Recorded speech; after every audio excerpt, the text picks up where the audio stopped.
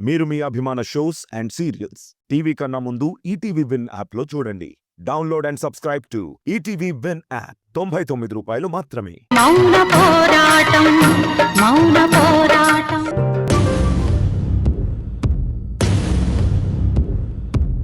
నక్షత్ర, ఏదో చెప్పి ఇక్కడికి తీసుకొచ్చావేంటి?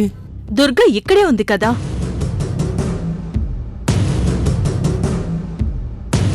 ఉంటే మురారి బయటికి పంపించేస్తే దుర్గ లోపలికి పంపిస్తోంది. అంటే దుర్గ నువ్వు బతిమలాడుకుంటావా? ఏం చేస్తానో చూడు. నేను వేసే మంటకి నువ్వు పెట్రోల్ పోయి చాలు, సీన్ బ్రహ్మాండంగా పండుతుంది. పద.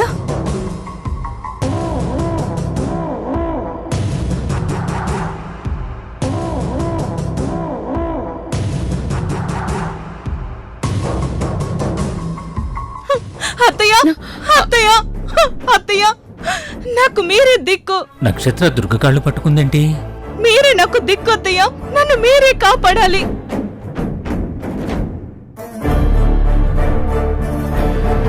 నేను చాలా తప్పులు చేశాను, వాటన్నిటిని మీరే క్షమించాలి. కాపాడండి అత్తయ్య, మీరే నన్ను క్షమించి కాపాడాలి. ప్లీజ్ అత్తయ్య, ప్లీజ్.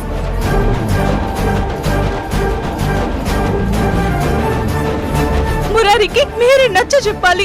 ప్లీజ్ అత్తయ్య, మురారికి చెప్పండి. మురారికి నచ్చ చెప్పండి అత్తయ్య. ఏంటి ఏం మాట్లాడదు? దీనికేదో సరిపోలేదనుకుంటా. అత్తయ్య, నాకు తెలుసు మీకు నా మీద చాలా కోపం ఉందని. నేను చేసింది మామూలు దుర్మార్గం కాదు.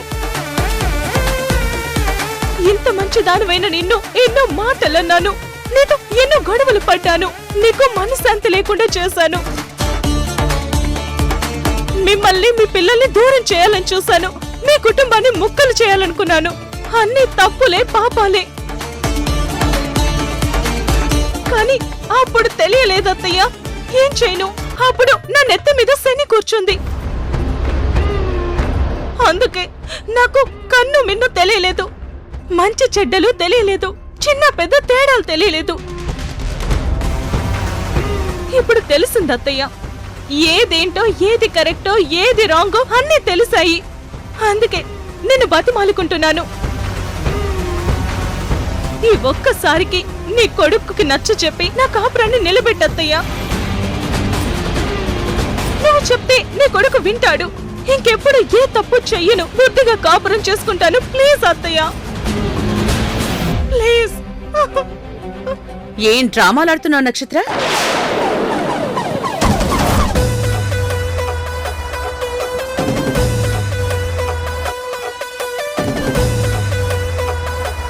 ఏంటి, నువ్వు నా మంచిదనం తెలుసుకున్నావా? నీ తప్పులు తెలుసుకున్నావా? నేను నిన్ను క్షమించాలా? ఎందుకు క్షమించాలి నిన్ను? నువ్వు చేసింది తప్పు కాదు, పాపం కాదు, అంతకంటే ఎక్కువ. ఎన్ని తప్పులని క్షమించాలి? నా కొడుకుని ప్రేమించినట్టు నటించి వాణ్ణి పెళ్లి చేసుకున్నావు, క్షమించాను. నన్ను టార్చర్ చేయాలని చూసావు, క్షమించాను. నా కొడుకుని టార్చర్ చేశావు, అయినా క్షమించాను. నా కోడల్ని ఏడిపించావు, క్షమించాను. నా కుటుంబాన్ని ఎన్నోసార్లు ముక్కలు చెయ్యాలని చూసినా నిన్ను క్షమిస్తూనే వచ్చాను. సువర్ణతో చేతులు కలిపి నాతో యుద్ధమే చేశావు, అయినా నిన్ను క్షమించాను. ఎన్ని ఎన్ని తప్పులని క్షమించాలి? ఆ దేవుడు కూడా 100 తప్పుల వరకే క్షమిస్తాడు, ఆ తర్వాత శిక్షిస్తాడు. నేనంతకంటే ఎక్కువగానే నిన్ను క్షమించాను, ఇక క్షమించను. అయినా ఇప్పుడు నువ్వు చేసింది మామూలు తప్పు కాదు. ఒక ఆడదానిగా పుట్టి ఆడజన్మకి పరిపూర్ణతనిచ్చే విషయంలోనే ఇంత దారుణమైన మోసానికి తెగబడ్డావు. దానికోసం నా కొడుకు ఎన్నో కలలు కన్నాడు. నీకు ప్రెగ్నెన్సీ వచ్చింది అని చెప్పగానే సంబరపడిపోయాడు. తనకి ఒక బిడ్డ పుట్టబోతుంది అని సంతోషం, నా వంశానికి వారసుడు వస్తున్నాడు అన్న సంతోషపడ్డాం. రాత్రిళ్ళు నీకు ఇబ్బంది ఉండకూడదని నేల మీద నిద్రపోయాడు.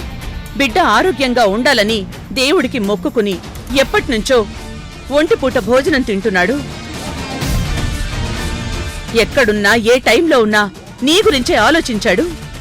అన్ని చేసిన వాడికి నువ్వేమిచ్చావు? అబద్ధం.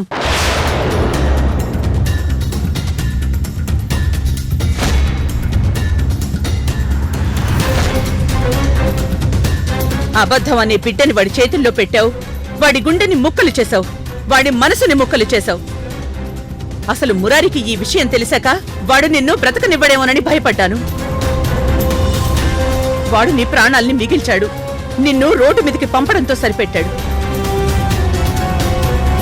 ఇప్పుడు నేను నిన్ను క్షమిస్తే వాడి దృష్టిలో నేనిప్పుడు అమ్మనవ్వను.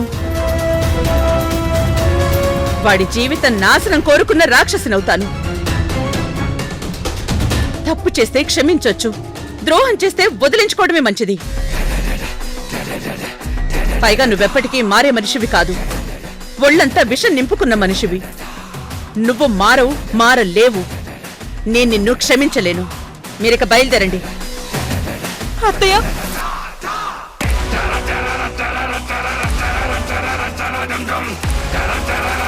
ఇదేంటి ఇలా అయిపోయింది? ఇప్పుడు ఏం చేయాలి? ఏదో ఒకటి చేయాలి. దుర్గగారు ప్లీజ్ అండి, ఒక్కసారి నా మాట వినండి. ఏయ్ రఘురాం, చెప్పేది నీ కాదు. అయినా ఇదంతా చేసింది నువ్వే. నీ వల్లే ఆ నక్షత్రాల తయారైంది. తను తప్పు చేసిన కొత్తలోనే నువ్వు మెత్తగా బుద్ధి చెప్పుంటే మారిపోయేది. నువ్వా పని చెయ్యలేదు. నక్షత్రని రెచ్చగొట్టావు. దానికి ఫలితం ఇప్పుడు నువ్వు కూడా అనుభవించాలి. వెళ్ళిపో ఇక్కడి నుంచి. నువ్వు రామ్మ సౌందర్య.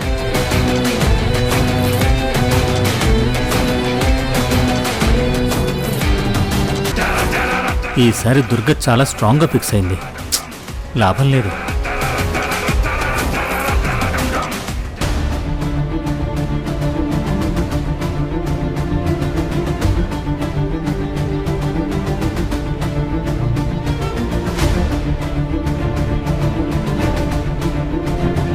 దీని వైపు నుంచి నరుక్కు రావాలి.